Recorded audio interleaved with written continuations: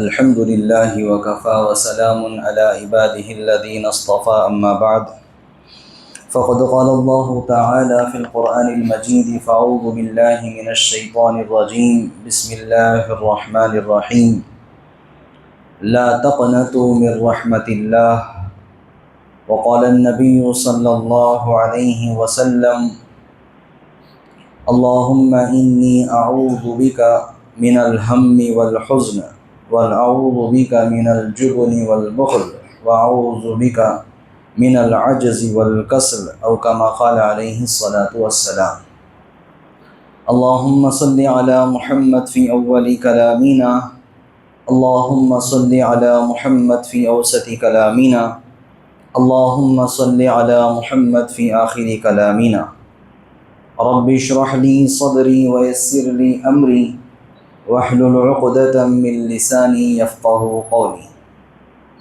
محترم بزرگوں اور عزیز ساتھیوں،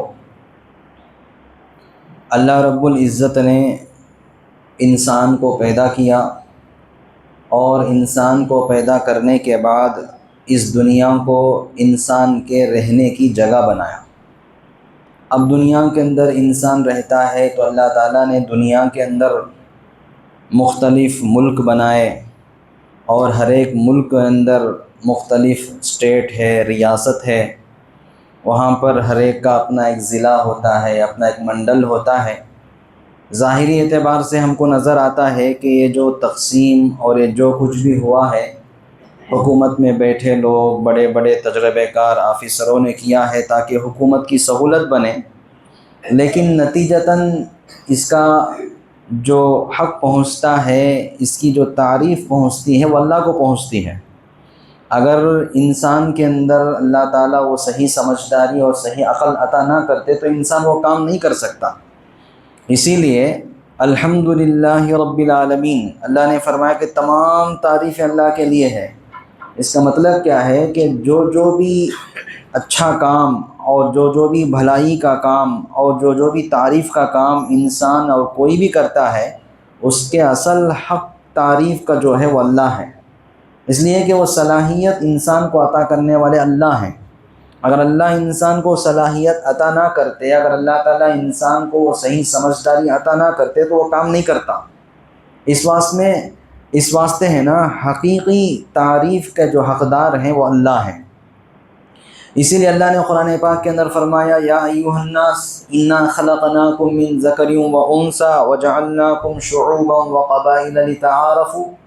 اللہ نے فرمایا کہ انسان اے لوگوں، ہم نے تم کو حضرت آدم اور حضرت حوا سے پیدا کیا، من ذکر و انثی، جو اصل ہمارے ماں باپ ہیں حضرت آدم علیہ السلام، حضرت حوا علیہ السلام ہیں۔ اس کے بعد اللہ تعالیٰ نے انسان کی جو نسل کو چلائی ہے وہ مرد اور عورت سے چلائی ہے۔ اللہ فرماتے ہیں وَجَعَلْنَاكُمْ شُعُوبًا وَقَبَائِلًا، ہم نے تم لوگوں کے مختلف خاندان بنائے، مختلف قبیلے بنائے، مختلف کنبے بنائے۔ کیوں؟ تاکہ ایک دوسرے کو پہچان سکو۔ جیسے ہم دیکھتے ہیں کہ پوری دنیا کے اندر کتنے ملک ہیں، مختلف ملک ہیں، ملکوں کے ذریعے سے لوگوں کی پہچان ہوتی ہے کہ بھائی جو ہے انڈین ہے، یہ جو ہے عربین ہے، یہ جو ہے امریکن ہے۔ اس طریقے سے مختلف کنٹریوں کے نام کے ذریعے سے لوگوں کو پہچانتے ہیں۔ پھر اس کے بعد اللہ نے فرمایا مختلف خاندان اور قبیلے بنائے، لوگوں کو بھی کیا کرتے ہیں، خاندان اور قبیلوں کے ذریعے سے ہم پہچانتے ہیں۔ تو اس دنیا کے اندر اللہ تعالیٰ نے ایک نظام جو بنایا ہے زندگی گزارنے کا، ایک بہترین نظام ہے۔ اب ہر ایک ملک کا اپنا اپنا ایک قانون ہوتا ہے، ہر ایک ملک کا اپنا اپنا ایک نظام ہوتا ہے۔ جو جس ملک کے اندر رہتا ہے، جو جس جگہ پہ رہتا ہے، اس کے لیے ضروری ہوتا ہے کہ وہ ملکی قوانین کی پابندی کرے۔ اب اگر ہم انڈیا میں ہیں تو ہمارے اپنے ملک کے جو قوانین ہوتے ہیں، کانسٹیٹیوشن کے اندر جو چیزیں قواعد کے تحت لکھے جاتے ہیں تو ہم لوگ اس کے پابند ہیں، شرعی اعتبار سے بھی ہم اس کے پابند ہیں کہ ہم اس کی پابندی کرنا ہے۔ اب اللہ رب العزت جب انسان کو بنائے ہیں تو انسان کے اندر صرف اور صرف اللہ سے ڈرنے کی صفت بھی ہونا ہے۔ انسان کس سے ڈرنا ہے؟ صرف اور صرف اللہ سے ڈرنا ہے۔ جو انسان اللہ سے ڈرتا ہے، جس کے اندر حقیقی معنی میں وہ تقویٰ پیدا ہو جاتا ہے، تو پھر اللہ تعالیٰ پوری دنیا کو اس کے قدموں میں رکھ دیتے ہیں۔ اللہ کے نبی صلی اللہ علیہ وسلم کی ایک حدیث ہے، وہ حدیث میں آپ کو سنانا چاہتا ہوں تاکہ ہم لوگوں کے دلوں کے اندر آج کل کے ماحول کے اعتبار سے جتنی بھی چیزیں ہیں نا، وہ تمام چیزوں کی دوری ہو جائے۔ ایک دفعہ اللہ کے نبی صلی اللہ علیہ وسلم مسجد میں آئے، تشریف لائے مسجد نبوی میں، تو انصار کے ایک صحابی جن کا نام ابو امامہ ہے، وہ مسجد میں بیٹھے تھے۔ اللہ کے نبی صلی اللہ علیہ وسلم جو ہے ان سے پوچھے، ابو امامہ یہ تو نماز کا وقت نہیں ہے، تم مسجد میں کیوں بیٹھے ہو؟ تو صحابی بولنے لگے، یا رسول اللہ میرے پر جو ہے بہت سارا قرضہ چڑھا ہوا ہے، ذہنی اعتبار سے بہت غم ہے، بہت پریشان ہوں، بہت بے چین ہوں، اس لیے میں مسجد میں آ کر بیٹھا ہوا ہوں۔ تو اللہ کے نبی صلی اللہ علیہ وسلم نے فرمایا، کیا میں تم کو ایک ایسا عمل نہ بتاؤں اور ایسی دعا نہ بتاؤں، اگر یہ دعا تم پڑھ لو گے صبح شام تو تمہارے تمام قرضیں، تمہارے پریشانیاں، تکلیفیں دور ہو جائیں گی۔ تو اس میں اللہ کے نبی صلی اللہ علیہ وسلم نے اللہ تعالیٰ سے چند چیزوں کی پناہ مانگی ہے، دعا سکھائی ان کو۔ فرمایا اللہ کے نبی صلی اللہ علیہ وسلم نے کہ کہو، اللہم انی اعوذ بک من الہم والحزن، اے اللہ میں آپ سے ذہنی اور فکری پریشانیوں سے، غم سے پناہ چاہتا ہوں۔ وَأَعُوذُ بِكَ مِنَ الْعَجْزِ وَالْكَسْلِ، اے اللہ میں آپ سے عاجزی اور سستی سے پناہ چاہتا ہوں۔ وَأَعُوذُ بِكَ مِنَ الْجُبْنِ وَالْبُخْلِ، اے اللہ میں آپ سے دل کی بزدلی اور کنجوسی سے پناہ چاہتا ہوں۔ تو اللہ کے نبی صلی اللہ علیہ وسلم نے یہ دعا ان کو سکھائی اور کہا کہ صبح شام یہ دعا پڑھو۔ پھر ایک صحابی فرماتے ہیں کہ چند دنوں کے بعد میری ملاقات حضرت ابو امامہ سے ہوئی، تو میں نے ان سے پوچھا کہ بھائی تمہارا کیا گزرا، کیسے ہوا؟ تو انہوں نے کہا کہ میں نے جب اس دعا کی پابندی کی تو میرے تمام قرضے، میرے تمام پریشانیاں دور ہو گئیں۔ یہ حدیث ہے، لیکن اس حدیث کے اندر اللہ کے نبی صلی اللہ علیہ وسلم نے جن چیزوں سے پناہ مانگی ہے، اللہ تعالیٰ سے پناہ مانگی ہے کہ اللہ یہ چیزوں سے مجھے بچا، اس پر ہمیں غور کرنے کی ضرورت ہے۔ اللہ کے نبی صلی اللہ علیہ وسلم نے جن چیزوں سے پناہ مانگی ہے اس کے اندر ایک چیز کیا ہے، اللہم انی اعوذ بک من العجز والکسل، اے اللہ عاجزی اور مجبوری اور سستی سے میں تیری پناہ مانگتا ہوں۔ عجز کہتے ہیں ایسی ناتوانائی اور ایسی کمزوری کہ انسان کے پاس کسی کام کرنے کی صلاحیت ہی نہ ہو۔ ایک کام ہے، وہ کام کرنے کی صلاحیت اس کے پاس اصل سے ہی نہیں ہے، اور اس صلاحیت کو حاصل کرنے کا جذبہ، شوق بھی اس کے پاس نہیں ہے، تو اس کو بولتے ہیں عجز۔ اور کسل کا معنی ہے سستی۔ انسان کے پاس کام کرنے کی صلاحیت ہے، انسان کے پاس کام کرنے کی طاقت اور قوت موجود ہے، لیکن جسم کے اندر سستی ہے، ذہن کی اعتبار سے سست و خور بن گیا ہے، کام کرنا ہی نہیں چاہتا ہے، آرام سے رہنا چاہتا ہے، بے فکری کی زندگی گزارنا چاہتا ہے۔ تو یہ دونوں چیزیں ایسی ہیں کہ انسان کو نہ دین میں آگے بڑھنے دیتی ہے، نہ دنیا میں آگے بڑھنے دیتی ہے، نہ دینی اعتبار سے ترقی کر سکتا، نہ دنیا کے اعتبار سے ترقی کر سکتا۔ دونوں اعتبار سے انسان ہے نا ویسٹ اور بیکار ہو کے رہ جاتا۔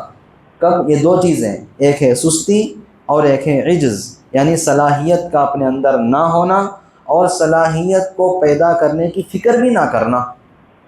جیسے اس کی ایک مثال آپ کو دنیاوی اعتبار سے دے کے میں سمجھاتا ہوں۔ ایک آدمی کو ہے نا دنیا کے اعتبار سے کچھ ترقی کرنا ہے، دنیا کے اعتبار سے آگے بڑھنا ہے، جیسے کوئی آفیسر بننا ہے، کوئی نوکری کرنا ہے، کوئی تجارت کرنا ہے۔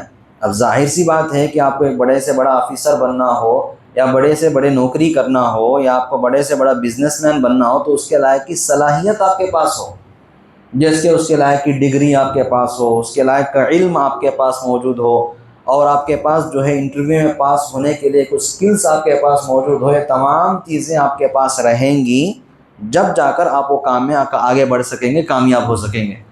اگر یہ کون سی بھی چیزیں آپ کے پاس نہیں ہیں تو آپ عجز ہیں، آپ کے پاس صلاحیت بالکل نہیں ہے، تو آپ آگے نہیں بڑھ سکتے۔ اور سستی کیا ہے کہ ایک آدمی ہے، اس کے پاس ڈگری موجود ہے، صلاحیت موجود ہے، اگر آپ اسے جا کر چھیڑیں گے تو ایسی ایسی چالاکی کی اور ہوشیاری کی باتیں کرے گا، اور ایسی صلاحیت کی باتیں کرے گا کہ آپ سن کے رہ جائیں گے، بھائی اتنی صلاحیت اس کے پاس موجود ہے، لیکن اس کے پاس نوکری نہیں ہے۔ اس کے پاس کوئی جاب نہیں ہے، وہ نہ بزنس میں آگے بڑھ سکتا، کچھ بھی نہیں ہے، پھر کیا بیماری ہے بھائی؟ سستی کی بیماری ہے۔ کیا ہے؟ سستی کی بیماری ہے۔ رات دیر کو سونا اور صبح دیر سے اٹھنا، اور اٹھنے کے بعد مست زندگی گزارنا، میدانوں میں گزارنا، ایسے ہی سڑک پہ چکر لگاتے رہنا، یہ سستی کی بنیاد پر انسان آگے نہیں بڑھ سکتا۔ یہ دنیا کی مثال۔ ایسے ہی آخرت کی مثال لو۔ آخرت کے اعتبار سے انسان کو اعمال میں آگے بڑھنا ہے، جیسے انسان کو جو ہے ایمان میں آگے بڑھنا ہے، نماز کے اندر آگے بڑھنا ہے، دین کے اعتبار سے آگے بڑھنا ہے۔ اب ان تمام چیزوں میں آگے بڑھنا ہے تو اس کی صلاحیت بھی اپنے اندر پیدا کرنا، ایمان کے لیے وہ اس کی صلاحیت کو پیدا کرنا، نماز پڑھنا ہے تو اس کے علم کو جاننا ہے، اس کے مسائل کو جاننا ہے، اس کے فضائل کو جاننا ہے۔ اگر ان تمام چیزوں میں آگے نہیں بڑھیں گے تو پھر وہ کام بھی نہیں کر سکتے۔ لیکن ایک آدمی ہے، اسے آپ جا کر پوچھو تو پورے فرائض کو گنائے گا، پورے سنتوں کو گنائے گا، پورے مستحبات کو گنائے گا، پھر نماز کیوں نہیں پڑھتے بھائی؟ پڑھیں گے، سستی ہے۔ کیا ہے؟ سستی ہے۔ تو دیکھو یہ دونوں چیزیں ایسی ہیں کہ انسان کو نہ دین کا رکھتے نہ دنیا کا رکھتے۔ اس واسطے اللہ کے نبی کیا کرے ہیں؟ ان دونوں چیزوں سے پناہ مانگے ہیں۔ اللہم انی اعوذ بک من العجز والکسل، اے اللہ ناتوانائی سے اور سستی سے میں تیری پناہ مانگتا ہوں۔ تو ہمارے اندر بھی ہے نا یہ دونوں چیزیں نہیں ہونا۔ ہمارے اندر وہ جو صلاحیت کو پیدا کرنے کی کیفیت ہے اس کو ہونا ہے، اور سستی کو چھوڑ کر چستی کے ساتھ جو صلاحیت اللہ نے ہم کو دین کے اعتبار سے، دنیا کے اعتبار سے دیے ہیں، وہ اس کے اندر آگے بڑھنے کی صفت اپنے اندر ہونا ہے۔ اگر یہ دونوں چیزوں سے ہم کو ہمیشہ پناہ بھی مانگتے رہنا چاہیے۔ اور اس کے بعد اللہ کے نبی صلی اللہ علیہ وسلم نے کیا دعا مانگی ہے؟ وَنَعُوذُ بِكَ مِنَ الْجُبْنِ وَالْبُخْلِ، اے اللہ میں آپ سے پناہ چاہتا ہوں بزدلی سے۔ بزدلی بولتے ہیں کم ہمت والا۔ انسان جب کم ہمت والا بنتا ہے نا، وہ انسان بھی نہ دنیا میں آگے بڑھ سکتا نہ دین میں آگے بڑھ سکتا۔ انسان کو ہمیشہ باہمت ہونا ہے، انسان کو ہمیشہ اونچی ہمت والا ہونا ہے، خاص طور سے ایمان والا۔ ایمان والا جو ہوتا ہے وہ کبھی بھی بزدل نہیں ہوتا۔ ایمان والا نہ حالات سے ڈرتا ہے، نہ دشمنوں سے ڈرتا ہے، کسی سے بھی نہیں ڈرتا۔ ایمان والا ڈرتا ہے تو صرف اللہ سے ڈرتا ہے۔ ایمان والے کے اندر اگر کسی کا خوف ہے تو وہ صرف اللہ کا خوف ہے، اس کے علاوہ کسی کا خوف نہیں۔ تو انسان کے اوپر جب حالات آتے ہیں، انسان کے اوپر جب پریشانیاں آتے ہیں، تو کبھی بھی انسان ہے نا بزدل ہو کر ڈر کر نہیں بیٹھنا۔ جو ڈر گیا تو سمجھو اسی جگہ سے اس کے نیچے کے قدم شروع ہو جائیں گے، اب وہ پیچھے ہوتا جائے گا، پیچھے ہوتا جائے گا، وہ اپنی زندگی میں کبھی بھی آگے بڑھ ہی نہیں سکتا۔ اس واسطے ایمان والا، خاص طور سے ایک مسلمان ہے نا، کبھی بھی بزدل ہو ہی نہیں سکتا ہے۔ تو اللہ کے نبی اسی لیے پناہ مانگے ہیں بزدلی سے، اور ایسے ہی کنجوسی سے۔ اللہ کے نبی صلی اللہ علیہ وسلم نے پناہ مانگی ہے بخل سے۔ بخل کہتے ہیں کنجوسی کو۔ اب وہ کنجوسی چاہے انسان کا اپنے مال کے اعتبار سے ہو، چاہے انسان کا اپنے جان کے اعتبار سے ہو، ہر ایک اعتبار سے انسان کے اندر بخل ہو سکتا ہے، کنجوسی ہو سکتا ہے۔ تو جس کے اندر بھی کنجوسی والی صفت آ جاتی ہے نا، نہ وہ دین کا ہوتا نہ دنیا کا ہوتا، خود بھی اچھا نہیں رہتا اور اس کے آس پاس رہنے والوں کو بھی اچھا نہیں رکھ سکتا۔ اس واسطے شریعت کے اندر، دین کے اندر، اسلام کے اندر کنجوسی ناپسندیدہ چیز ہے۔ کنجوسی شریعت کے اندر یہ پسندیدہ عمل نہیں ہے۔ تو اللہ کے نبی صلی اللہ علیہ وسلم نے ان چار چیزوں سے پناہ مانگ کر پورے لوگوں کو بتائے ہیں کہ ہر ایک کے پاس یہ چار چیزیں نہیں ہونا ہے۔ ایک ہے عجز، اور ایک ہے سستی، اور ایک ہے بزدلی، اور ایک ہے کنجوسی۔ یہ چار چیزوں سے جو انسان پاک ہوتا ہے وہ دین کے اعتبار سے بھی ترقی کرے گا اور دنیا کے اعتبار سے ترقی کرے گا۔ یہ ایک تمہیدی بات ہے، ایک شروعاتی بات ہے۔ میں کیوں کہتا ہوں؟ خاص طور سے جس ماحول سے اور جس وقت سے ہم لوگ گزرتے ہیں نا، اس وقت کے اندر ہر ایک کے پاس یہ چار چیزیں بالکل نہیں ہونا ہے۔ ہر ایک کے پاس، ہر انسان کے پاس، بلکہ میں کہتا ہوں صرف مسلمان نہیں، ہر ایک انسان کے پاس اگر ہم لوگوں کو ہمارا حق ملنا ہے، اگر ہم لوگوں کو پوری حقیقت کے ساتھ، پوری دل خوشی کے ساتھ اس دنیا کے اندر زندہ رہنا ہے، ہمارے تمام حقوق کو پاتے ہوئے دوسروں کو بھی خوش کرتے ہوئے دنیا میں جینا ہے، تو یہ چار چیزیں بالکل نہیں ہونا۔ ایک ہے صلاحیت کا نہ ہونا، ایسی چیز ہمارے اندر نہیں ہونا، عجز نہیں ہونا، اور دوسری چیز ہے ہمارے پاس سستی نہیں ہونا، اور تیسری چیز ہے ہمارے پاس کم ہمتی نہیں ہونا، بزدل بن کے نہیں رہنا ہم، اور چوتھی چیز ہے ہمیں بخیل بن کے بخالت کے ساتھ دنیا میں نہیں رہنا۔ یہ 4 چیزوں سے جو پاک رہے گا وہ اپنے حق کو بھی پائے گا اور دوسروں کو بھی ان کا حق دلائے گا۔ جب یہ دنیا کے اندر ہم خوشی سے زندگی جی سکتے ہیں اور اپنے حق کو بھی پا سکتے ہیں، دوسروں کو ان کا حق دلا سکتے ہیں۔ اب یہ دنیا کے اندر خاص طور سے جس ملک کے اندر ہم رہتے ہیں ایک جمہوری ملک ہے۔ یہ جمہوری ملک کے اندر سب سے بڑا ہتھیار جو انڈین کانسٹیٹیوشن ہم کو جو دیتا ہے وہ ووٹ کا حق ہے۔ کیا ہے؟ ووٹ کا حق۔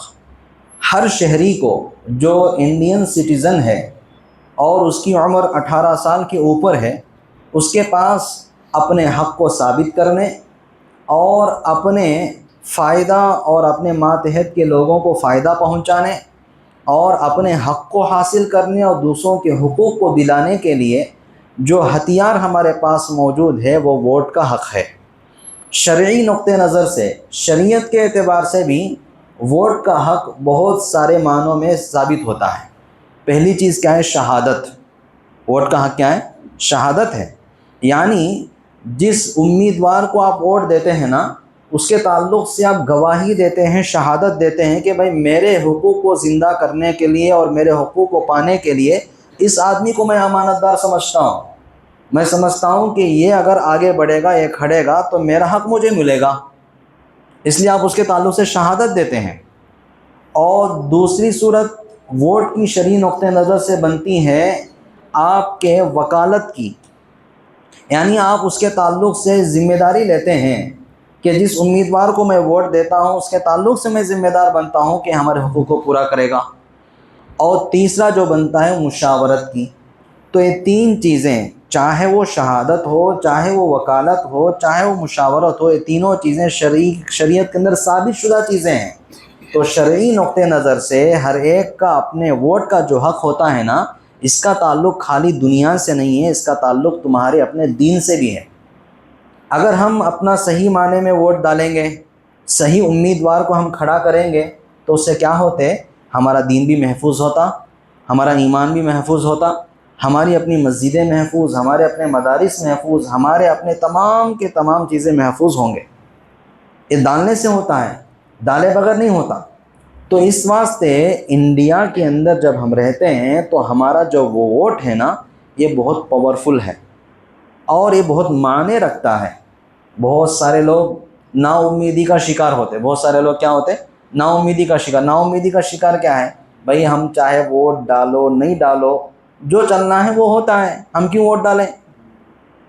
بہت سارے لوگ ہیں جب ووٹ ڈالنے کا وقت آتا ہے نا، بہت سارے لوگ ووٹ نہیں ڈالتے۔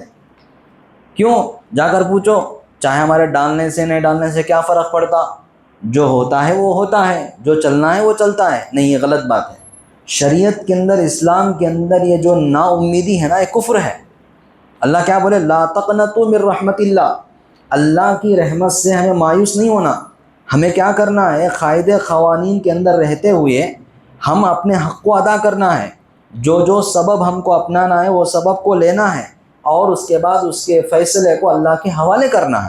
یہ ہمارا کام ہم کرنا ہے، نا امید ہو کر ہرگز نہیں بیٹھنا۔ جب ووٹ اتنا بڑا حق ہے اور اس ووٹ کے ذریعے سے حکومتیں بدلتی ہیں، ایک ایک ووٹ کے فیصلے بھی بعض دفعہ جو ہوتا ہے، جو کرسی پہ چڑھنا ہوتا ہے اتر کر دوسرا آدمی کرسی پر چڑھتا ہے، وہ ایک ووٹ کے فیصلے سے تو ووٹ بہت معنی رکھتا ہے۔ جب ووٹ اتنا معنی رکھتا ہے تو اس کے لیے الیکشن کمیشن آف انڈیا ہے نا، ووٹوں کی تشویش کے اندر ووٹوں کو صحیح کرنے کے لیے بہت سارے مرتبہ جو ہے بہت سارے کام اور بہت سارے اس نے فیصلے لیے۔ انہی میں سے ایک اہم فیصلہ کیا ہوتا ہے؟ SIR کا ہوتا ہے۔ کیا ہوتا ہے؟ SIR۔ یہ SIR جو ہے نا، یہ کوئی نئی چیز نہیں ہے۔ SIR بہت سارے مرتبہ ہو چکا ہے۔ 1952 میں بھی SIR ہوا تھا، 1952 سے لے کر 1966 تک ہر سال بھی کرتے تھے وہ۔ یہ SIR کی ویکیپیڈیا میں موجود ہے۔ لیکن جب ہر سال کرتے تھے تو اس کے اوپر خرچ بھی آئے گا، اس کے اوپر لاگت بھی آئے گی، تو پھر چند سال چھوڑ دیے۔ پھر اس کے بعد 2002 کے اندر بھی SIR ہوا تھا۔ 2002 کے اندر SIR ہوا تھا۔ وہ 2002 کے اندر جب SIR ہوا تو ایک دم پرفیکٹ سے کرے اسے۔ 2002 کے بعد سے آپ دیکھے ہوں گے کہ ہر ایک کے ووٹ کے کارڈ کے اندر ان کے فوٹو ہوگی، ان کے ایڈریس پروف برابر لکھے گئے، تمام چیزیں، بہت سارا اپڈیٹ 2002 میں ہوا۔ پھر 2002 کے بعد سے پھر 2025 کے اندر الیکشن کمیشن آف انڈیا نے اعلان کیا کہ ہم دوبارہ سے ایس آئی آر کرنا چاہتے ہیں، پورے ملک کے اعتبار سے ایس آئی آر کرنا چاہتے ہیں۔ اب الیکشن کمیشن آف انڈیا جو ہے ایس آئی آر کے مقصد کو بیان کرے ہو، اصل ایس آئی آر کیوں کرنا ہے، اصل میں ایس آئی آر کہتے ہیں اسپیشل انٹینسیو ریویژن کو ایس آئی آر اس کا شارٹ فارم ہے۔ الیکشن کمیشن آف انڈیا بتاتی ہے کہ بھائی ہم ایس آئی آر کے ذریعے سے 4 مقصد کو حاصل کرنا چاہتے ہیں۔ پہلا مقصد کیا ہے؟ ایسے لوگ جو ہمارے ملک کے اندر گھس بیٹھے ہیں، وہ ہمارے اپنے انڈیا والے نہیں ہیں، ہمارے اپنے ملک ہی نہیں ہیں، باہر ملکوں سے کسی کام سے، کسی تجارت سے، جیسا بھی وہ آ گئے ہیں، یہاں پر آ کر ان لوگوں نے کسی اسٹیٹ کے اندر، کسی گاؤں کے اندر اپنا ووٹ کا حق بنا لیا ہے۔ ہم اس ایس آئی آر کے ذریعے سے ان گھس بیٹھیوں کو الگ کرنا چاہتے ہیں۔ اور دوسرا مقصد اس الیکشن کمیشن آف انڈیا نے کیا بیان کیا کہ وہ لوگ جو ریپیٹڈ ووٹ والے ہیں، یعنی کوئی آدمی آندھرا کا ہے، وہ اپنے کاموں کے اعتبار سے، نوکری کے اعتبار سے تلنگانہ چلا گیا، اب ووٹ کے اندر اس کا نام آندھرا میں بھی موجود ہے اور تلنگانہ بھی موجود ہے، وہاں بھی ووٹ ڈالتا ہے، یہاں بھی ووٹ ڈالتا ہے۔ تو الیکشن کمیشن آف انڈیا بولتی ہے کہ بھائی ایسا 2 جگہ کیوں ووٹ ڈالتے ہو تم، جبکہ ایک ہی جگہ ہونا ہے، یا تو آندھرا والے بن کے رہو یا تو تلنگانہ والے بن کے رہو، تم آندھرا بھی بنتے ہو، تلنگانہ بھی بنتے ہو، ایسے نہیں ہونا، ایسے ووٹوں کو بھی ہم صحیح کرنا چاہتے ہیں۔ اور تیسرا مقصد الیکشن کمیشن نے بیان کیا کہ وہ لوگ جو جگہ تو نہیں بدلے، ایک ہی جگہ پہ ہیں، لیکن ان کے 2 ووٹ کارڈ ہیں، ایک کانسٹیٹیوشن میں ڈالتا ہے ووٹ تو پھر اب ایک کانسٹیٹیوشن میں بھی ڈالتا ہے۔ تو اس واسطے الیکشن کمیشن آف انڈیا نے بتایا کہ ہمارا تیسرا مقصد یہ ہے کہ جو لوگ جگہ تو نہیں بدلے، اپنے گاؤں تو نہیں بدلے، لیکن ان کے 2 ووٹ کارڈ ہیں، تو اس کو بھی ہم صحیح کرنا چاہتے ہیں۔ اور چوتھا مقصد یہ بیان کیا کہ وہ لوگ جو ہمارے ملک کے انڈین ہیں اور ووٹ کے ایلیجبل لوگ ہیں، لیکن اب تک ان کا نام ووٹر لسٹ میں نہیں چڑھا ہے، ایسے لوگوں کو بھی ہم ووٹ لسٹ میں چڑھانا چاہتے ہیں۔ ان 4 مقصدوں کے تحت ہم ایس آئی آر کرنا چاہتے ہیں بول کر الیکشن کمیشن آف انڈیا نے اعلان کیا۔ ٹھیک ہے، یہ پوری بات اچھی ہے اپنی جگہ پر، لیکن جہاں پارلیمنٹ کے اندر ہوم منسٹر نے چند باتیں کہی ہیں، وہ کیا کہی ہے کہ اس ایس آئی آر کے ذریعے سے جن لوگوں کے بھی نام ووٹر لسٹ سے خارج کر دیے جائیں گے، ہم ان کو ہمارے ملک سے نکال دیں گے۔ ایسی باتیں جو ہے ہوم منسٹری کی طرف سے بھی آئی تھی۔ تو اس کے تحت بہت سارے لوگوں کے اندر تشویش پیدا ہو گئی کہ بھائی کیا ہوگا، کیسے ہوگا۔ تو سب سے پہلی بات ہے نا، یہ لوگ کیا کرے ہیں، ایس آئی آر کو ابھی قریب میں ایس آئی آر کو سب سے پہلے ہے نا بہار کے اندر کرے، پورے انڈیا میں ٹرائل ڈالتے نا، تو فرسٹ اسٹیٹ جس کو چنا گیا وہاں پر کرے ہیں ایس آئی آر کر کے ہم دیکھیں گے بول کر۔ تو سب سے پہلا اسٹیٹ کون سا ہے؟ بہار ہے، بہار کے اندر ایس آئی آر کرے۔ تو بہار کے اندر جب ایس آئی آر کرے ہیں، پیش 1 میں وہ مہینہ بھی ہے کہ جون سے سپٹمبر 2025 تک، جون ٹو سپٹمبر 2025 کے درمیان میں بہار کے اندر ایس آئی آر کرے۔ تو وہاں پر 40 پر 7 لاکھ ووٹرز کو نکال دیا گیا۔ بہار کے اندر جب ایس آئی آر کرے ہیں تو اس ایس آئی آر میں کیا کرے ہیں، پورے بہار کے اندر 7 کروڑ 80 پر 9 لاکھ ووٹرز تھے، اس کے اندر سے 7 کروڑ 40 پر 2 لاکھ ووٹرز کو رکھا گیا، اور جو باقی 40 پر 7 لاکھ لوگ ہیں ان کے ووٹر کو ڈیلیٹ کر دیا گیا۔ اب الیکشن کمیشن آف انڈیا کے مطابق جو 3 باتیں میں بتایا تھا، یا تو وہ گھس بیٹھی ہوں گے، یا نہیں تو وہ لوگ ایک اسٹیٹ سے دوسرے اسٹیٹ منتقل ہوئے ہوں گے، یا نہیں بولے تو ایک ہی آدمی کے 2 ووٹ کارڈ ہوں گے۔ جو بھی ہو، جو مقصد وہ بتایا، اس مقصد کے تحت 40 پر 7 لاکھ لوگ آتے ہیں۔ جب وہاں پر ایس آئی آر کامیاب ہوا، پورے طریقے سے ان لوگوں کے پاس ایک لسٹ تیار ہو گئی، تو پھر الیکشن کمیشن آف انڈیا نے دوسرا پیش کیا۔ وہاں پر جو ہے 9 ریاستوں کے اندر، 9 اسٹیٹوں کے اندر اور 3 یونین ٹیریٹریز ہوتے ہیں، وہاں پر جو ہے ایس آئی آر کو کیے ہیں۔ جس کے اندر سے جو ہے نا اتر پردیش بھی آتا ہے، ویسٹ بنگال آتا ہے، گجرات آتا ہے، مدھیہ پردیش آتا ہے، چھتیس گڑھ ہے، راجستھان ہے، تمل ناڈو ہے، کیرلا ہے، گوا ہے، پانڈیچری ہے، انڈومان نکوبار ہے، لکشادیپ ہے، ان تمام کے اندر ایس آئی آر کرے۔ میں آپ کو بتاؤں کہ ان تمام کے اندر جہاں ایس آئی آر ہوا نا، بہت سارے جگہ پر بہت سارے نام ڈیلیٹ ہوئے ہیں، لیکن کیرلا ہم سب جانتے ہیں کہ سب سے زیادہ پڑھا لکھا اگر کوئی اسٹیٹ ہے تو کیرلا ہے، تو کیرلا کے اندر 9 لاکھ ووٹوں کو ڈیلیٹ کر دیا گیا۔ تمل ناڈو ہمارا اپنا پڑوسی اسٹیٹ ہے، یہاں پر جو ہے 70 پر 4 لاکھ ووٹوں کو ڈیلیٹ کر دیا گیا۔ آپ جا کر ایس آئی آر کی ویکیپیڈیا میں دیکھ سکتے ہیں، پوری تفصیل کے ساتھ جو ہے نا گوگل کے اندر یہ تمام چیزیں موجود ہیں، جسے پوری تفصیل کے ساتھ الیکشن کمیشن آف انڈیا نے اپڈیٹ کر کے رکھا ہے۔ تو پورے طور سے یہ جو 9 اسٹیٹ اور 3 ٹیریٹریز میں کیا گیا نا، وہاں پر پورے 50 کروڑ 90 پر 9 لاکھ ووٹرز تھے، اس کے اندر سے صرف 40 پر 5 کروڑ 80 پر 1 لاکھ ووٹوں کو رکھا گیا اور 5 کروڑ 18 لاکھ ووٹوں کو نکال دیا گیا، پورے اعتبار سے 9 اسٹیٹس اور 3 ٹیریٹریز اس کے اعتبار سے۔ اب تیسرے پیش کا مرحلہ شروع ہوا ہے، جس کے اندر ہمارا اسٹیٹ بھی داخل ہے، وہ شروع ہوا ہے۔ کہتے ہیں وہ سب دیکھیں، آندھرا ہے، اروناچل پردیش ہے، ہریانہ ہے، جھارکھنڈ ہے، کرناٹکا ہے، مہاراشٹرا ہے، منی پور ہے، پنجاب ہے، تلنگانہ ہے، میگھالیہ ہے، ناگالینڈ ہے، میزورم ہے، اور اتراکھنڈ ہے، تریپورہ ہے، سکم ہے، اڑیسہ ہے، دلی، چندی گڑھ، اس طرح بہت سارے۔ یہ تیسرا پیش ہے جو پورے انڈیا کو کور کر لے گا، اب کوئی بھی اسٹیٹ باقی نہیں رہے گا، اس کے اندر ایس آئی آر چلنے والا ہے۔ اب یہ ایس آئی آر چلتا ہے تو ہم لوگوں کو کیا کرنا ہے؟ اب ہم سمجھ گئے کہ ایس آئی آر کیوں کرتی ہے، اور ایس آئی آر بہت سارے اسٹیٹوں میں ہو چکا ہے اور باقی اسٹیٹوں میں ہونے والا ہے۔ اب ایس آئی آر ہوتا ہے تو ہم کو کیا کرنا ہے، یہ اب ہم سمجھنا ہے۔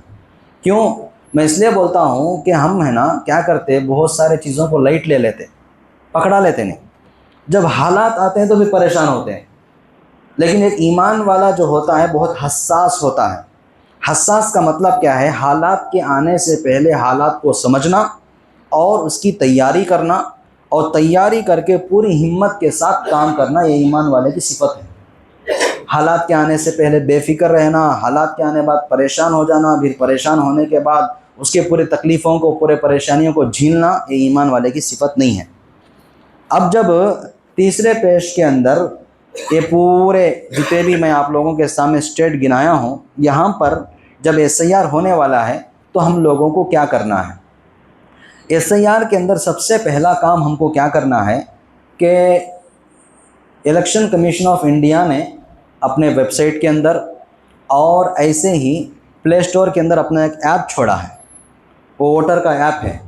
اس ایپ کے ذریعے سے یا ڈائریکٹ آپ ان کے ویب سائٹ کے ذریعے سے اس ایپ کے اندر یا ویب سائٹ کے اندر لاگ ان ہو سکتے۔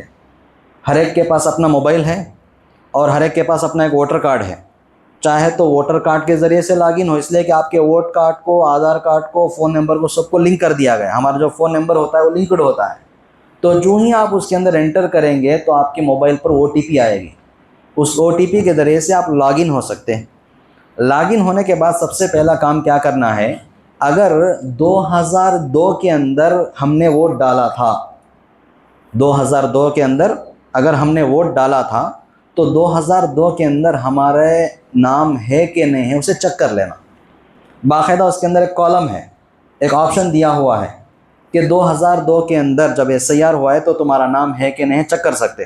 جب اس کے آپشن پہ کلک کریں گے اور جو آپ کا ووٹ کا آئی ڈی ہوتا ہے نا 2002 میں، اب کا آئی ڈی نہیں، اب تو اپڈیٹ ہو کے آئے ہمارے پاس، 2002 میں جو ہمارا ووٹ کارڈ تھا اس کا جو نمبر تھا اور اس وقت اس کے اندر جو ہمارے نام، ہمارے باپ کا نام جو تھا اسے مارنا ہے، اسے انٹر کرنا ہے۔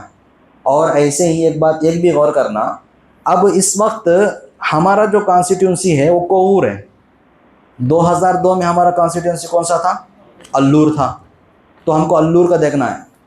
جب آپ نام داخل کریں گے تو وہاں پر اسٹیٹ پوچھے گا، اسٹیٹ کا نام آندھرا پردیش انٹر کریں گے، اور اس کے بعد ڈسٹرکٹ کا نام پوچھے گا تو وہاں پہ نیلور انٹر کریں گے، اور اس کے بعد وہ کانسٹیٹیونسی کا نام پوچھے گا تو وہاں پر ہم کو کوہور نہیں بلکہ الور انٹر کرنا ہے 2002 میں۔ اب الور آپ انٹر کریں گے تو پورے علاقے دکھائے گا، جتنے بھی علاقے الور کے تحت میں آتے تھے کانسٹیٹیوسی میں، وہ ووٹنگ بوتھس ہیں نا، پولنگ بوتھس، تو سب بھی دکھائے گا۔ اس پہ انٹر کریں آپ، اور آپ کا نام اور آپ کے ابا کا نام۔ اس وقت 2002 میں جب ووٹ کرے تھے آپ، وہ آپ کی عمر کیا تھی؟ چاہے اس وقت آپ کی عمر 30 سال ہو، 30 پر 2 سال ہو، جو بھی ہو اسے انٹر کریں گے نا، تو جو ہی آپ سرچ ماریں گے تو آپ کے سامنے لسٹ لا کے دے دے گا، یہ ناموں کے ساتھ کتنے لوگ ہیں، ان کا پولنگ بوتھ کیا ہے، ان کا سیریل نمبر کیا ہے، یہ سب چیزیں آپ کے سامنے کھڑی ہو جائیں گی۔ اس میں چیک کرنا ہے کہ اس کے اندر میرا نام ہے کہ نہیں ہے۔ اگر آپ کا نام اس کے اندر موجود ہے تو اس کی ایک فوٹو نکال لو یا اس کا ایک زیراکس نکال کے اپنے پاس رکھنا ہے۔ اگر 2002 کے وقت ہم نے ووٹنگ نہیں کی تھی، اس وقت ہماری عمر 18 سال نہیں تھی، تو اب کیا کرنا ہے؟ تو سب سے پہلا کام کیا کرنا ہے، اصل ووٹر لسٹ کے اندر ہمارا نام ہے کہ نہیں اسے چیک کرنا ہے، چاہے وہ پرانی ہو نہیں، اس سے ضرورت نہیں۔ ووٹر لسٹ کے اندر آپ کا نام ہے نہیں ہے، آپ کے پاس اس وقت جو ہے ہمارے پاس ووٹ کارڈ ہے، لیکن 2002 میں نہیں تھا۔ 2002 میں ہماری عمر 18 سال کی نہیں تھی، لیکن جس وقت 18 سال ہم کو آئے، ہم اپلائی کرے، وہ ہمارے پاس ووٹ کارڈ موجود ہے نا، تو ووٹ کارڈ کے ذریعے سے ہمارا جو ایپک نمبر ہوتا ہے اس کو ہم انٹر کر کے ووٹر لسٹ میں ہمارا نام چیک کر سکتے ہیں، ووٹر لسٹ میں ہمارا نام ہے۔ تو اب کیا کرنا ہے، اب حکومت جو SIR کرتی ہے نا، یہی اہم کام کرتی ہے۔ اب جو موجودہ ووٹر لسٹ ہے اس کو 2002 کے ووٹر لسٹ سے میپنگ کرتی ہے۔ SIR کا مطلب یہ ہے، SIR کا مطلب کیا ہے، اب جو ووٹر لسٹ ہے 2025 تک جو ووٹر لسٹ ہے، یہ تمام ووٹوں کو یہ جوڑ کر، ناپ کر، تول کر دیکھے گی کس کے ساتھ، 2002 کے ووٹر لسٹ کے ساتھ۔ کئی کو 2002 کی ووٹر لسٹ ہی کئی کو لیے ہے، اس لیے کہ 2002 کے اندر جب SIR چلا تھا تو ہر ایک بھی بڑی پکڑ بندی کے ساتھ، پابندی کے ساتھ، پوری تیاری کے ساتھ ہر ایک کے نام کو، اس کے فوٹو کو، اس کے ایڈریس کو چن کر چھان کر کریکٹ کرے تھے۔ اس لیے حکومت کیا سمجھتی ہے اور الیکشن کمیشن آف انڈیا کیا سمجھتی ہے کہ 2002 کا جو ریکارڈ ہمارے پاس موجود ہے مضبوط ہے، اسے ہم ترازو بنائیں۔ اب جتنے بھی لوگ یہ ترازو میں تلیں گے وہی انڈینز ہیں اور وہی ووٹ ڈالنے کے حقدار ہیں۔ جو بھی لوگ یہ 2002 کے لسٹ کے ساتھ نہیں تلتے، نہیں جڑتے، یہ سب کے سب یا تو گھس بیٹھی ہوں گے، یا نہیں تو ایک اسٹیٹ سے دوسرے اسٹیٹ کو بدل کر یہاں بھی وہاں بھی ووٹ ڈالنے والے ہوں گے، یا ایک ہی آدمی کا 2 ووٹ نام ہوگا، جیسا بھی میں نے بتایا تھا، اس کے مقصد یہ تمام کے تحت آئے گا۔ اس واسطے جو لوگ 2002 میں ووٹ نہیں کرے، اس وقت ہماری عمر 18 سال کی نہیں تھی، تو ہم کو پہلا کام کیا کرنا ہے کہ ووٹر لسٹ میں ہمارا نام ہے کہ نہیں ہے اسے چیک کرنا ہے، اور پھر اس کے بعد ہمارے ابا یا ہمارے امی، ایسے ہی ہمارے دادا یا ہمارے دادی، یا ایسے ہی ہمارے نانا ہمارے نانے، گورنمنٹ جو ہے نا یہ 6 لوگوں کو گنائی ہے، آپ کے ابا امی، دادا دادی، نانا نانی، یہ 6 لوگوں میں سے کسی ایک کا نام وہ 2002 کی ووٹر لسٹ میں ہونا ہے۔ اگر یہ 6 لوگوں میں سے کسی کا نام بھی جو ہے نا وہ 2002 کی ووٹر لسٹ میں مل جاتا ہے تو اسے نکال کے رکھ لینا، اسے نکال کے رکھ لینا، یہ کام کرنا ہے پہلے۔ دوسرا کام کیا کرنا ہے، ہر ایک کے پاس BLO آئے گا، بوتھ لیول آفیسر۔ کون آئے گا؟ Booth level officer. اور ایپ کے اندر، ویب سائٹ کے اندر آپ کا بوتھ لیول آفیسر کون ہے وہ بھی معلوم ہو جائے گا آپ کو۔ ہاں، آپ جو ہے نا اس کے اندر ایک کالم ہے، اس کے اندر ایک آپشن ہے، وہ آپشن کو آپ دبائیں گے کہ میرا آفیسر کون ہے میں جاننا چاہتا ہوں، وہ دبانے کے بعد آپ کا جو ووٹ کارڈ ہے نا، وہ ووٹ کارڈ کا نمبر آپ انٹر کر کے سرچ ماریں گے تو آپ کو آپ کا ERO کون ہے اور آپ کا بوتھ لیول آفیسر کون ہے اس کے موبائل نمبر کے ساتھ، اس کی فوٹو کے ساتھ آپ کے سامنے آ جائے گا، اسے بھی نکال کے رکھ لینا۔ جب آپ یہ سب چیزیں چیک کر لیتے ہیں تو چیک کر لینے کے بعد آپ کے بوتھ لیول آفیسر کو آپ بتا سکتے ہیں کہ دیکھو بھائی میرا نام 2002 میں تو نہیں تھا، اس وقت میرا ووٹ کارڈ بھی نہیں تھا، لیکن اب میرا ووٹ کارڈ ہے، اور 2002 کے اندر میرے ابا نے ووٹ کیا، یہ ان کی تفصیلات ہے، میرے امی نے ووٹ کیا، یہ تفصیلات ہے، آپ اس کو میپنگ کر دو۔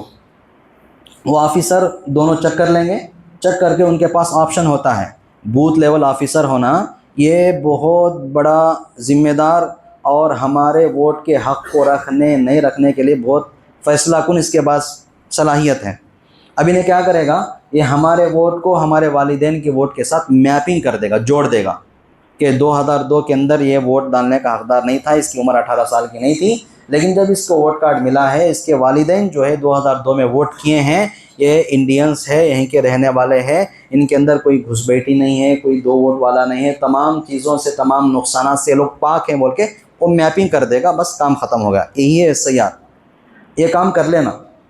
اب اگر ناموں کے اندر کچھ غلطیاں نکل آئیں، یعنی 2002 کے ووٹ لسٹ کے اندر جیسے 6 باتیں میں بتایا تھا، یا تو ہمارے امی ہو، یا تو ہمارے ابا ہو، یا تو ہمارے دادا ہو، ہمارے دادی ہو، ہمارے نانا ہو، نانی ہو، ان میں سے کوئی بھی اگر 2002 کی لسٹ میں نہیں ہے تو پھر بوتھ لیول آفیسر جو ہے آپ کو فارم بھرنے کے لیے کہے گا، جسے فارم 6 نئے سے آپ کو اپلائی کرنا پڑے گا۔ اگر آپ کے نام ہے لیکن سپیلنگ کے اندر کچھ خرابیاں ہیں، کچھ غلط سلط موجود ہے، تو فارم 8 بھرنا پڑے گا۔ یہ تمام چیزیں بھر کر آپ اسے سبمٹ کریں گے، وہ تمام چیزیں لے کر جائے گا۔ اب یہاں پر کرنا کیا ہے کہ جو بھی آدمی کا نام جس بوتھ لیول آفیسر کے ساتھ جڑا ہے، جب وہ گھر پر آتا ہے تو ہمیں وہاں پہ ہونا، یا نہیں بولے تو محلے میں معلوم کر لیتے رہنا کہ بھائی کوئی آفیسر آیا ہے کیا، کوئی بوتھ لیول آفیسر آیا ہے کیا۔ اس لیے کہ جس وقت بوتھ لیول آفیسر ہمارے گھر کو آیا، ہمارے گھر میں موجود نہیں تھے، اور اس کے بارے میں ہمیں کچھ پکڑا لے نہیں، سستی سے کاہلی سے چھوڑ ڈالے، وہ کیا ہوتا لے دیکھ لیں گے لے آئے وقت بول کر، وہ آفیسر جا کر اگر یہاں پر آپ کو ریجیکٹ لکھ دے گا تو آپ کا وہ ڈیلیٹ ہو جائے گا۔ اب پھر اس کے بعد کی پریشانیاں، اس کے بعد کے دورے، اس کے بعد یہ آفس پھرو وہ آفس پھرو، یہ پریشانیوں کی ضرورت نہیں ہے۔ ہم لوگوں کو حساس رہنا ہے، ہم لوگوں کو پورے ہوشیارگی کے ساتھ کام کرنا ہے۔ ہمارے محلے میں جب آفیسر آئے گا تو اس کا علم سب لوگوں کو ہو جائے گا۔ لوگ کیا بولیں گے، بھائی ووٹ کے بارے میں کچھ پوچھ تاچھ کرنے لوگ آئے تھے، تو ہم لوگوں کو آگے بڑھ کے جا کے جو ہے اپنا اپنا کام، اپنا اپنا اندراج صحیح کرا لینا ہے۔ جب ہمارے پاس یہ تمام چیزوں کے اندر کچھ کمی پائی جائے گی تو یہ SIR کرنے کے بعد جو ہے نا ایک ڈرافٹ لسٹ چھوڑتے، سب سے پہلے کیا کرتے ہیں، فائنل لسٹ چھوڑنے سے پہلے ایک ڈرافٹ لسٹ چھوڑیں گے۔ اس ڈرافٹ لسٹ کو ہم بہت غور سے دیکھنا ہے کہ اس کے اندر ہمارا نام ہے کہ نہیں ہے۔ جن کا ووٹ باقی رکھا گیا ان کے اندر ہمارا نام ہے، یا جن کا ووٹ نکال دیا گیا ان کے اندر ہمارا نام ہے، اس کو چیک کرنا ہے، پورے غور کے ساتھ چیک کرنا ہے۔ ڈرافٹ لسٹ گورنمنٹ چھوڑتی ہے اس کو، جب اس کے اندر ہم چیک کریں گے، اگر ہمارا نام برقرار ہے باقی الحمدللہ، یا کسی مسٹیک کی وجہ سے، یا تو وہ مشین کی غلطی ہو، یا آفیسر کی غلطی ہو، یا ہمارے سرٹیفکیٹس کو دینے کے اندر کچھ اسپیلنگ کی غلطی ہو، جیسا بھی ہو، اگر ہمارا نام جو ہے کہ نکالنے کے لسٹ میں آیا ہے تو ہم لوگوں کو دوبارہ موقع ملتا۔ ہم لوگ جو ہے کلکٹر کے ذریعے سے، وہ پورے ڈسٹرکٹ کا جو ہے نا الیکشن کا بڑا آفیسر ہوتا ہے، اس کے نیچے ERO، اس کے نیچے BLO ہوتے ہیں، تو ان کے ذریعے سے ہم اپنے جو ہے عرضی دائر کر کے ہم اس کو صحیح کرا سکتے ہیں۔ اس کی ایک مثال تمل ناڈو میں پیش آئی تھی، میں نے ابھی کہا کہ ابھی قریب میں تمل ناڈو کے اندر SIR ہوا تھا۔ SIR کے بعد جب وہاں پر ایک ڈرافٹ لسٹ کو بھیجا گیا تو اس کے اندر بہت سارے لوگوں کے نام کٹے تھے، تو وہ لوگ قانون کا راستہ اپنائے، صحیح طریقے سے جا کر دوبارہ 7,50,000 لوگوں کے نام ووٹر لسٹ میں لا لیے۔ تو دیکھو بڑی ہوشیارگی سے کام کرنے سے، بھائی ہمارے نام کیوں آئے ڈرافٹ لسٹ میں، جو ووٹر لسٹ میں ہمارا نام کیوں نہیں آیا ہے، تو ان لوگ سب لوگ نام لیے، بہت سارے نوجوان بچے، پڑھے لکھے لوگ، سب لوگ محنت کرے اور دوبارہ عرضی داخل کرے، کلکٹر کے ذریعے سے بات کرائے، اپنے پورے سرٹیفکیٹس کو برابر طور پر پیش کیے، تو پھر دوبارہ ان کا نام جو ہے ووٹر لسٹ میں آ گیا۔ 7,50,000 کوئی معمولی تعداد نہیں ہے۔ یہ کب ہوتا ہے؟ پوری محنت کے ساتھ، پورے چستی کے ساتھ، سستی کو چھوڑ کر کام کریں گے تو کام بنے گا۔ تو اس واسطے ہے نا، یہ تمام چیزوں کو ہم اپنے ذہنوں میں رکھنا ہے۔ SIR جو ہمارے اپنے اسٹیٹوں میں ہونے والا ہے، اس کو معمولی نہیں سمجھنا ہے، بلکہ اس کو ایک دینی اور دنیاوی ذمہ داری سمجھ کر ہر ایک کو بھی کام کرنا ہے، ہر ایک کو بھی پوری سمجھداری سے کام کرنا ہے۔ اس کے اندر خاص طور سے جو نوجوان طبقہ ہے، جو پڑھا لکھا طبقہ ہے، چونکہ یہ پورے چیزیں ہیں نا وہ ایپ کے اندر یا ویب سائٹ کے اندر موجود ہے۔ بہت سارے ہمارے اپنے لوگ ایسے ہیں جن کو ان کا نام لکھنے بھی نہیں آتا ہے، ان کا نام پڑھنے بھی نہیں آتا ہے، تو ہم لوگوں کی ذمہ داری بنتی ہے کہ ہر ایک محلے میں یا ہر ایک اپنے اپنے خاندان میں، ہر ایک آدمی جو ہے نا اپنے اپنے خاندان میں بھی کام کر لے گا تو سب لوگوں کا کام آسان ہو جائے گا، اور ایک ٹیم بن کر جو ہے محلے کے اعتبار سے کام کر کے تو ان کا بھی کام آسان ہو جائے گا، اور خاص طور سے وہ لوگ جو پولیٹیکل پارٹیز سے جڑے ہوئے ہیں، وہ لوگ انتخابات کے الیکشن کے ڈے پر محنت کرتے ہیں، ان کے پاس ایک لسٹ ہوتی ہے، ہر ایک کا اپنا اپنا نام ہوتا ہے، ان کے پاس ہر ایک کا ایک ڈیٹا ہوتا ہے۔ یہ لوگ بھی آگے بڑھ چڑھ کر جو ہے اس کے اوپر محنت کریں گے تو بیکار فالتو میں نام کٹے بغیر ہمارے اپنے نام جو ہے اپنے ووٹر لسٹ میں باقی رہیں گے۔ ہم لوگ سمجھتے ہیں کہ بھائی اس سے کیا ہوتا کیا ہوگا، نہیں۔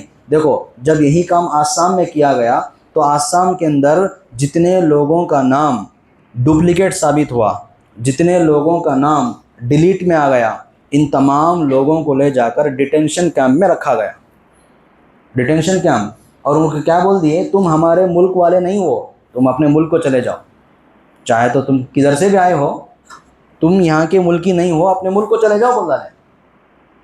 تو اسے معمولی نہیں لینا ہے، ہم لوگوں کو بڑی ہوشیاری سے کام کرنا ہے۔ میں ابھی مطالعہ کر رہا تھا تو اس میں ایک دو واقعے مجھے ملے کہ ایک 65 سال کے بوڑھے آدمی تھے جنہوں نے CRPF میں کام کیا، ریلوے پولیس ہوتی ہے نا CRPF، اس کے اندر کام کیا اور ریٹائرڈ ہو گئے۔ جب وہ SIR کرے نا تو ان کا نام ڈیلیٹنگ لسٹ میں آ گیا۔ دیکھو، CRPF کے فوجی ہے، کئی جگہ پر پولنگ بوتھوں میں سیکیورٹی کا کام دیے ہوں گے، کتنی محنت کرے ہوں گے، ان کا نام کس میں آ گیا ہے، ڈیلیٹنگ لسٹ میں آ گیا۔ بولے کہ تم یہ ملک والے ہی نہیں ہیں۔ اب چاہے وہ آفیسر کی غلطی ہو، مشین کی غلطی ہو، جیسا بھی ہو، اب وہ بندے چکر کاٹ رہے ہیں۔ بلکہ افسوس کی بات یہ ہے کہ ہمارے ایک جمعیت کے ایک صدر بتا رہے تھے کہ ایک ہائی کورٹ کے جج کا نام بھی جو ہے نا ڈیلیٹنگ لسٹ میں آ گیا۔ اب وہی بتاتے ہیں کہ اس کے اندر وہ غلطی جو ہو سکتی ہے، چونکہ AI کے ذریعے سے کام کرتے ہیں، مشین کے ذریعے سے کام کرتے ہیں، وہ ایپ چلتا ہے، وہ ویب سائٹ چلتی ہے، وہ AI کے ذریعے سے چلتی ہے، یا تو آفیسر کی غلطی ہو یا وہ مشین کی غلطی ہو یا ان کے سرٹیفکیٹ کو دکھانے میں اسپیلنگ کی جیسا بھی ہو، جب ڈیلیٹنگ کے لسٹ میں نام آتا ہے تو ہم کو ایک موقع دیا جاتا، اور ڈرافٹ لسٹ کے بعد ذرا وقت کے بعد فائنل لسٹ آتی ہے۔ اب فائنل لسٹ میں اگر جب دیکھ لیں گے تو اس کے بعد بہت سارے پریشانیوں کو اٹھانا پڑتا۔ اس واسطے ابھی سے ہم لوگ تیار رہنا ہے، ابھی سے ہم لوگ جو ہے نا بہت ہوشیاری کے ساتھ، بہت چوکندگی کے ساتھ ہم لوگوں کو اپنے نام پورے پیش کرنا ہے۔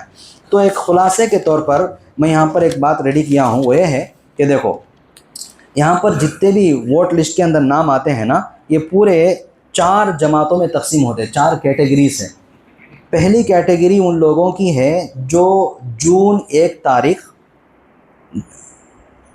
7واں مہینہ جولائی 1 تاریخ 1987 سے جو لوگ پیدا ہوئے، 1980 پر 7 سے پہلے جو لوگ پیدا ہوئے اور 2002 کی ووٹر لسٹ کے اندر ان کا نام بھی موجود ہے، تو وہ لوگ بوتھ لیول آفیسر کو کسی بھی کاغذات کو پیش کرنے کی ضرورت نہیں ہے، وہ لوگ آرام سے رہ سکتے ہیں۔ جو لوگ 7واں مہینہ 1 تاریخ 1980 پر 7 سے پہلے پیدا ہوئے اور 2002 کی ووٹر لسٹ میں ان کا نام ہے، وہ کسی بھی چیز کو دکھانے کی ضرورت نہیں۔ اور دوسری کیٹیگری کے وہ لوگ ہیں جو 1 تاریخ 7واں مہینہ 1980 پر 7 سے پہلے پیدا ہوئے لیکن 2002 کی لسٹ کے اندر ان کا نام نہیں ہے، تو وہ لوگ اپنی شہریت کو ثابت کرنے کے لیے برتھ سرٹیفکیٹ یا پیدائشی جگہ کی سرٹیفکیٹ دکھانا پڑے گا۔ دوسری کیٹیگری کے وہ لوگ ہیں جو 1 تاریخ 7واں مہینہ 1980 پر 7 سے پہلے پیدا ہوئے لیکن 2002 کی لسٹ میں ان کا نام نہیں ہے، تو وہ لوگ کیا کرنا ہے، اپنی سٹیزن شپ کو ثابت کرنے کے لیے برتھ سرٹیفکیٹ دکھانا ہوگا، یا نہیں بولے تو جائے پیدائش کی جگہ کی سرٹیفکیٹ دکھانا ہوگا۔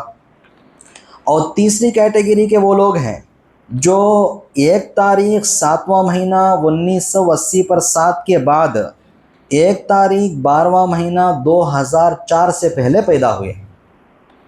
یہ لوگ اپنا اور اپنے والدین میں سے کسی ایک کے کاغذات کو دکھانا، اپنا تو دکھانا ہے، آئیڈینٹیفائی جو بھی چیزیں ہیں، چاہے وہ پاسپورٹ کی شکل میں ہو یا ایڈوکیشن سرٹیفکیٹ کی شکل میں ہو، جو بھی ہو۔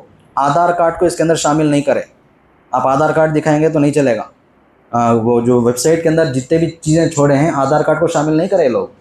آپ چاہے ایڈوکیشن سرٹیفکیٹ دکھاؤ، برتھ سرٹیفکیٹ دکھاؤ، یا اپنا پاسپورٹ دکھاؤ یا اپنا ووٹ کارڈ دکھاؤ، اس کو دکھانے کے ساتھ ساتھ اپنے والدین میں سے، ماں باپ میں سے کسی ایک کے بھی جو ہے آپ کو सर्टिफिकेट दिखाना पड़ेगा। वही बात मैं बताया था कि 2002 में हम वोट नहीं करें, लेकिन वोटर लिस्ट में हमारा नाम है, तो हमें क्या करना है, 2002 में मेरे अब्बा है या मेरे अम्मी है या मेरे दादा है, मेरे दादी है, मेरा नाना है, मेरा नानी है, 6 लोग, ये 6 लोग में से किसी एक का आपको निकाल के दिखाना है BLO ऑफिसर को, जब जाकर वो मैपिंग करेगा।